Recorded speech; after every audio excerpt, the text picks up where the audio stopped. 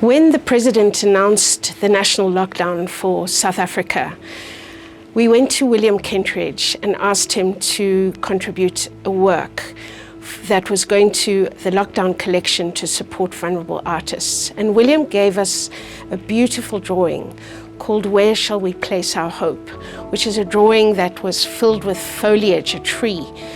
And this drawing became the foundation that established a fund for vulnerable artists. The lockdown collection in support of the vulnerable artists is a vital thing for helping people not just to survive, but to have the conditions in which they can practice their métier, in which they can actually practice what it is they should be doing. So I'm very happy to support this initiative. Weigh all tears is a phrase from a poem by Rilke.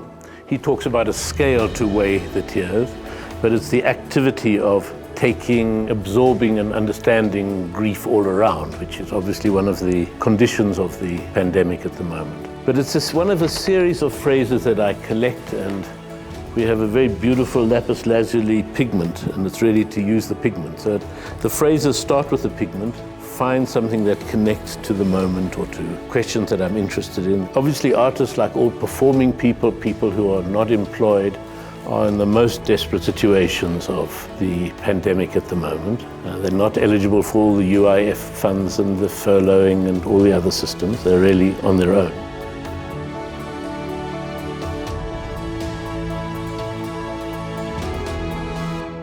It's clear that at the moment what everyone is reading are statisticians, scientists, trying to understand the pandemic, what are the long-term effects. And that is to say, not this week, but in years to come, we're going to rely on writers, on musicians, on artists, to have some sense, to give some understanding of what actually happened in this time, to hang on to the experience, but in a long-term way to feel the weight of what is passing through the whole world at the moment. And I think people understand that. In the immediate term, they say, well, we need to read the science. But the science doesn't give comfort or succor or give a sense of your own place in it. It doesn't teach you about mortality, about premature mortality, about all the things we need to actually deal with this changed and transformed circumstance.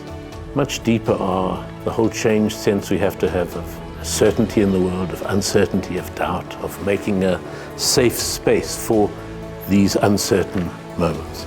And de facto, over historical eras, it's always been the arts that have done this.